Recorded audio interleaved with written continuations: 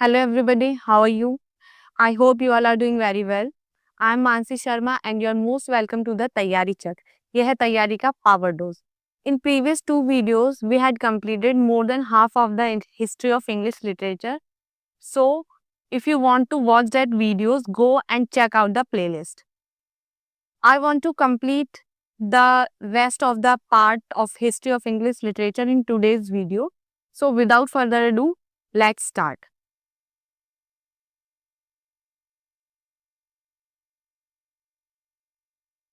देखिए, लास्ट हमने new classical era complete कर लिया था, तो आज हम रोमांटिक एरा से स्टार्ट करेंगे, यानी रोमांटिक एज।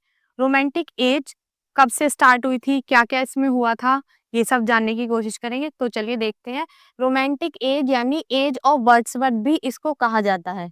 ठीक है, एज ऑफ वर्ड्सवर्थ क्यों कहा जाता है? क्योंकि जो वर्ड्सवर्थ थे बहुत प्रोमिनेंट राइटर थे इस एरा के, उन्होंने बहुत इंपॉर्टेंट रोल प्ले किया था और इवन उन्हीं के वर्क्स के पब्लिकेशन से इस एरा की स्टार्टिंग हुई थी। कौन सा वर्क है, क्या है, वो सब मैं आपको बताऊंगी। अभी फिलहाल इसके कुछ पॉइंट्स हम देखते हैं। स्टार्टिंग 1798 से 1837 तक इसकी रही है। और ये क्या था? रोमांटिसिज्म एक रिवॉल्ट था। किसके किसके खिलाफ था? ये था सिडो क्लासिकल जो एरा चल रहा था, इससे पिछला वाला न्यू क्लासिकल एरा में क्या हो रहा था कि क्लासिसिज्म यानी जो पुराने होमर, वर्जिल जैसे हमारे राइटर्स थे, उनका इमिटेशन चल रहा था।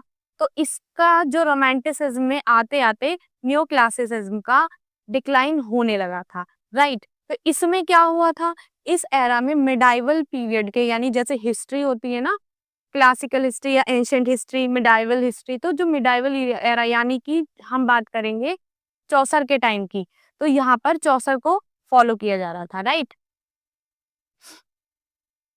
ये मैंने आपको बता दिया, सीडो क्लासिकल एज के अगेंस्ट में रिवॉल्ट था और फ्रेंच रेवोल्यूशन का बहुत ज्यादा इस पे इन्फ्लुएंस था। फ्रेंच रेवोल्यूशन पे किस चीज पे फोकस किया जा रहा था?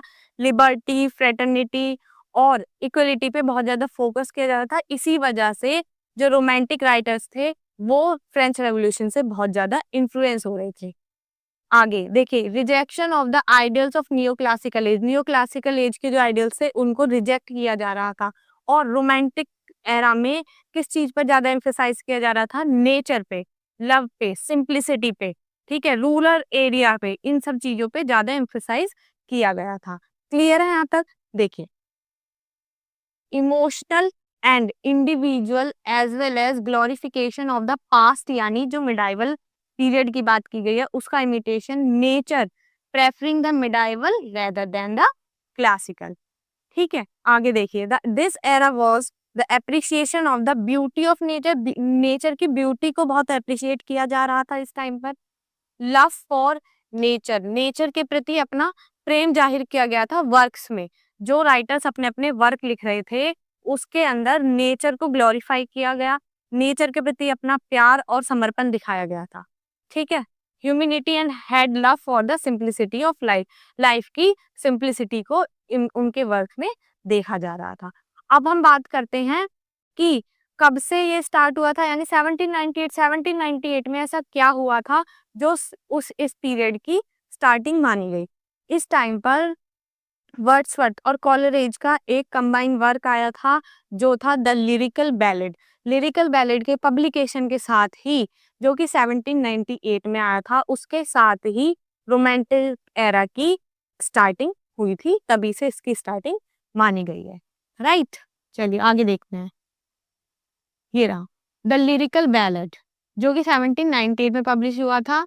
कोलैब था ये वर्ड्सवर्थ और एसटी कॉलरेज का। एसटी कॉलरेज यानी सैमुअल टेलर कॉलरेज।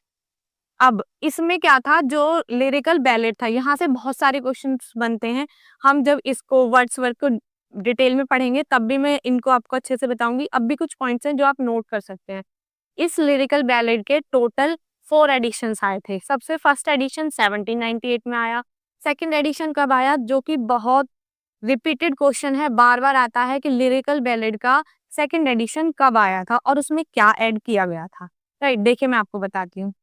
इसका सेकंड एडिशन आया था 1800 में, जिसके अंदर प्रीफेस को ऐड किया गया था। इसको लिख लीजिए और डबल स्टार मार्क कर लीजिए क्योंकि ये बहुत इंपॉर्टेंट है।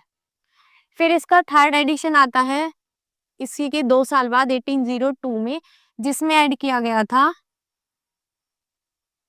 N appendix.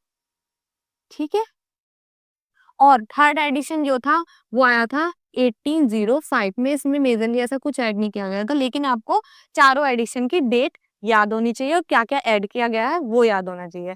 इस वर्क में वर्ड्सवर्थ ने बताया है कि जो वर्क हमारा होना चाहिए है वो जो रूरल एरिया की कॉमन लैंग्वेज होती है, यानी जो पब्लिक की कॉमन लैंग्वेज होती है, मीटर वगैरह के रूल से हटकर उस लैंग्वेज को हमें अपने वर्क्स में यूज करना चाहिए, जिससे पढ़ने वाले के जो इमोशंस हैं वो अपने इमोशंस को हमारे वर्क से रिलेट कर सके। आई होप क्लियर है सभी को। चलिए आगे बढ़ते हैं। इसके प्रोमिनेंट राइटर्स, ओल्डर राइटर्स या कभी कभी एल्डर राइटर्स भी कहा जाता है। Wordsworth, ST. कॉलरिज, रॉबर्ट सदे और सर वॉल्टर स्कॉट इसके एल्डर राइटर्स हैं। यहीं पर फिर इनके यंगर राइटर्स यानी इनके बाद वाले राइटर्स आ जाते हैं जो रोमांटिसिज्म को ही फॉलो करते हैं। वो हैं आपके पी.बी. शेली, जॉन कीट्स, बायरन और विलियम हैजलिट जैसे राइटर्स आपके यंगर राइटर्स के अंदर आते हैं। और भी मेन कुछ राइटर्स थे। चार्ल्स लैम्ब, ब्रॉन्टे सिस्टर्स जो हैं 3 सिस्टर्स थी इसमें। शार्लेट ब्रॉन्टे का जेन आयरे आपने पढ़ा होगा, बहुत फेमस वर्क है उनका। जेन ऑस्टन, जेन ऑस्टन के sense and sensibility, pride and prejudice जैसे वर्क आपने इनके पढ़े होंगे। ठीक है, आगे बढ़ते हैं। विक्टोरियन एज, अब आ जाते हैं विक्टोरियन एज। विक्टोरियन एज की कब से स्टार्टिंग हुई? विक्टोरियन एज की 1837 से स्टार्टिंग हो गई थी, जो कि till the death of Victoria, queen Victoria की डेथ हो गई थी 1901 में, तब तक ये रेन आपका रहा है। विक्टोरिया, क्वीन विक्टोरिया इस टाइम की क्वीन थी वहां की इंग्लैंड की, जो कि 1837 में बनी थी और 1901 में इनका शासनकाल खत्म हो गया था। कुछ मोरली और पॉलिटिकली इस पीरियड को कुछ लोग 1932 से भी मानते हैं। ठीक है, लेकिन अगर क्वेश्चन में दोनों ऑप्शन आ जाते हैं तो हम 37 को ही इंपॉर्टेंस देंगे, इसी को टिक करके आएंगे। राइट, इसको इस एरा को एज ऑफ पीस और प्रॉस्पेरिटी भी कहा है और एज ऑफ डेलिमा भी कहा है। क्यों दोनों चीज क्यों कही गई है? एज ऑफ डेलिमा इसलिए कहा गया है क्योंकि यहाँ पर साइंस और टेक्नोलॉजी का बहुत ज्यादा राइज हो रहा था, उसमें रैपिड ग्रोथ हो रही थी। तो पीस और आपका प्रॉस्पेरिटी इसलिए कहा गया है। डेलिमा इसलिए कहा गया है क्योंकि इसको पेसिमिज्म भी कहा गया है, इस एज को एज ऑफ पेसिमिज्म भी कहा गया है। क्यों? क्योंकि इस टाइम पर जो थी वहाँ की जनसंख्या बढ़ गई थी और अनएम्प्लॉयमेंट भी उसके कारण से बढ़ रहा था, पॉवर्टी भी धीरे धीरे बढ़ती जा रही थी, लोगों के अंदर निराशावाद फैल रहा था, इसलिए इसको एज ऑफ डेलिमा कहा गया है, क्योंकि दोनों चीज साथ साथ में चल रही थी। डेलिमा यानी कंफ्यूजन। होप क्लियर है। चलिए, क्वेश्चनिंग हो रही थी रूल्स ऑफ चर्च पे। अब तक क्या हो रहा था, जो चर्च के रूल्स थे यानी न्यू क्लासिकल पीरियड तक जो चर्च के रूल्स थे वो चलते आ रहे थे। जब टेक्नोलॉजी और साइंस पीक पर होगी तो आपके रिलीजन को नीचे दबाने की कोशिश की जाएगी, इसीलिए चर्च पे रूल्स, जो चर्च के रूल्स थे उन पर क्वेश्चनिंग होने लगी थी। ठीक है, ये point clear.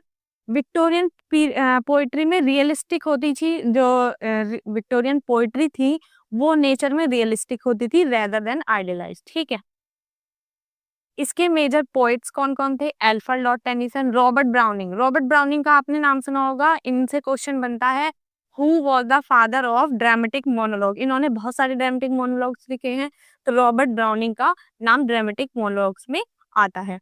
Matthew Arnold, Elizabeth Barrett Browning, ये रॉबर्ट ब्राउनिंग की ही वाइफ हैं।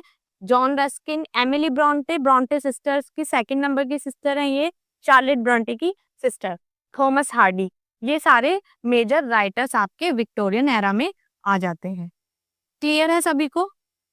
यहाँ पर हमने विक्टोरियन एरा कंप्लीट कर लिया और रोमांटिक एरा को कंप्लीट कर लिया। अब हम बढ़ते हैं मॉडर्निज्म की तरफ। जब क्वीन विक्टोरिया की डेथ हो जाती है उसी के साथ मॉडर्न एरा का स्टार्टिंग हो जाती है। चलिए आगे बढ़ते हैं। मॉडर्न एज 1901 से 1950 तक मॉडर्न एज चला है हमारा। इसके अंदर बहुत सारी चीजें, बहुत बदलाव आते हैं, लिटरेचर में भी, पॉलिटिकल भी, इकोनॉमिकली भी। देखते हैं क्या क्या चेंजेस आते हैं। इसमें जो फर्स्ट एरा होता है इसके भी कुछ पार्ट्स हैं। पार्ट्स क्या, इसमें कुछ पीरियड ऐसा है जो अलग अलग किंग के रेन में चले हैं, जैसे कि 1901 से 1914 तक एडवर्डियन एज रही है, जिसमें किंग एडवर्ड सेवंथ का शासन रहा है। फिर 1910 से 1936 को जॉर्जियन एज कहा गया है, जिसमें किंग जॉर्ज फिफ्थ का शासनकाल रहा है।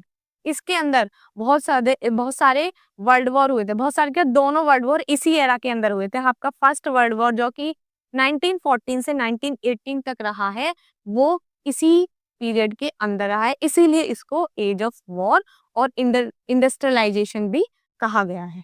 ठीक है, क्योंकि इसमें इंडस्ट्रीज का भी डेवलपमेंट हो रहा था। इसी बीच में एज ऑफ डिप्रेशन भी आती है, लिख लीजिए इसको, एक सेकेंड।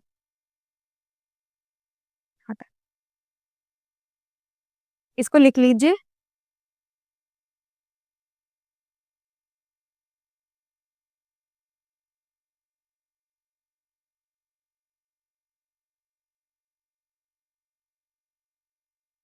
एज ऑफ डिप्रेशन रही है आपकी 1929 से। स्टार्टिंग क्वेश्चन पूछ लेता है कि एज ऑफ डिप्रेशन की स्टार्टिंग कब से हुई। बेसिक इसका जो एरा स्टार्टिंग था वो 1929 से था, जो कि 1939 तक चला। What is age of depression, क्या हुआ था इस एज ऑफ डिप्रेशन में? एज ऑफ डिप्रेशन में क्योंकि वर्ल्ड वॉर चल रहा था, हमारा वर्ल्ड वॉर फर्स्ट हुआ था और सेकंड के होने के भी चांसेस बढ़ रहे थे। इस टाइम पर अनएम्प्लॉयमेंट बहुत ज्यादा पीक पर हो गया था, क्योंकि सारे देशों का बहुत नुकसान हो चुका था, तो अनएम्प्लॉयमेंट हो रहा था और साथ में साथ पॉवर्टी भी बढ़ती जा रही थी। लोगों के अंदर एंजाइटी डेवलप हो रही थी, लोग एक मतलब किसी भी चीज पर वो विश्वास नहीं कर पा रहे थे और दुख में, डिप्रेशन में पहुंचते जा रहे थे, इसलिए इसको एज ऑफ डिप्रेशन कहा गया है।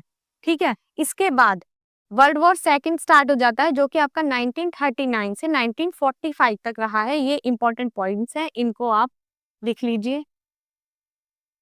एज ऑफ डिप्रेशन से तो बहुत बार क्वेश्चन रिपीट हुआ है, डी++ में भी इस क्वेश्चन को बार बार रिपीटेड देखा गया है। ठीक है, फिर आ जाता है this movement was initially called avant-garde. अब इस मूवमेंट को पहले एवंत-गार्डे भी कहा गया है। एवंत-गार्डे क्या है?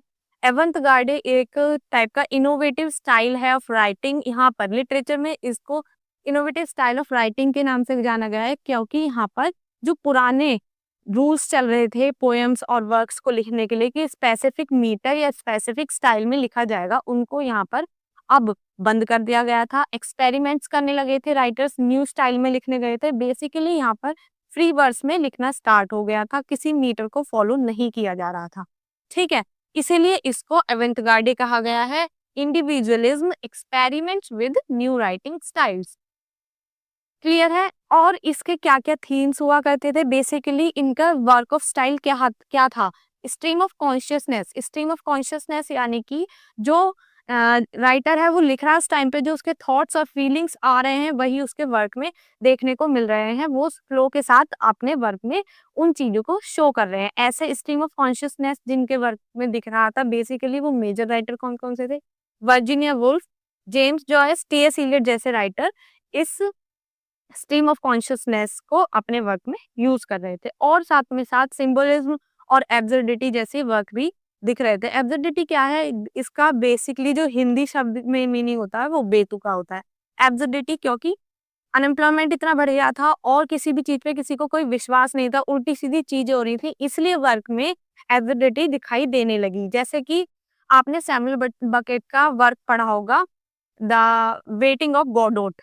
वेटिंग ऑफ गॉडोट में आपने देखा होगा कि उसमें ऐसे इंसान का वेट किया जा रहा है जिसका पता ही नहीं है वो आएगा ये नहीं आएगा। जब हम डी++ का सिलेबस करेंगे उसमें हम इस वर्क को पढ़ेंगे, वो हमारे सिलेबस के अंदर है। ठीक है, इसके major writers Virginia Woolf, James Joyce, T S. Eliot, W B. Yeats, D H. Lawrence, G B. Shaw and John Galsworthy. John Galsworthy आपके यूपी टीजीटी में है, पूरा राइटर हमें यानी इनके पूरे वर्क्स को डिटेल में पढ़ना होगा। यूपी टीजीटी में जब हम करेंगे तो हम जॉन गोल्सवर्दी को भी अच्छे से पढ़ेंगे। इनको 20th सेंचुरी पोएट या नॉवलिस्ट कहा गया है। ठीक है, आपको यहाँ तक क्लियर है? मैंने आज आपका हिस्ट्री ऑफ इंग्लिश लिटरेचर पूरा करवा दिया है। जिसने स्टार्टिंग की वीडियोस नहीं देखी है, इस वीडियो को देखने से पहले प्लेलिस्ट में उन्हें जरूर देख लेना जाकर।